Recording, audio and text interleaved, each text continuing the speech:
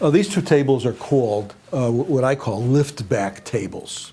They're important. Many people really require these. But my point is this. Here's our table. It's as it should be. Here's another table that looked kind of similar online. But God forbid, if somebody that gets on this table and pushes back, if they weigh over like 90 pounds, it's going to break. But this is new out of the box, never been used. But it just, wait a second. Okay. Look at this. Foam is, I think, 1 inch. Foam, 3 inches. Okay. Look at this. Please come in a little bit. Oh, here's something important. Let's see if I can get. You see this bracket here? Focus in on this bracket. You see that? Where this bracket is attached to the piece of wood. The piece of wood is only 3 or 4 millimeters, depending. Where this bracket is attached to the piece of wood, you're supposed to take a little square of that wood and reinforce that point on the other side. So we cut this one away to see if there was a reinforcement block, but you might expect it's not there. This is just, there's no reinforcement block, but I guarantee you there is one here because we don't want the stuff to break. Another point I'd like to make, please try to zoom in on this real closely. You see this corner here of the table? It's what they call a dovetail joint, like fingers interlocking. Of course, it's glued and screwed and everything. Probably glued and screwed, no spot nails or anything like that. But it's a dovetail joint. It won't get loose. It won't get wobbly on you. Look at this joint. This is what's called a butt joint. I mean, technically, a carpenter would call this a butt joint.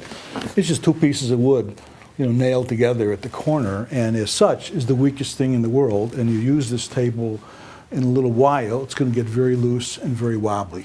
That's the difference. You can't see it underneath the material.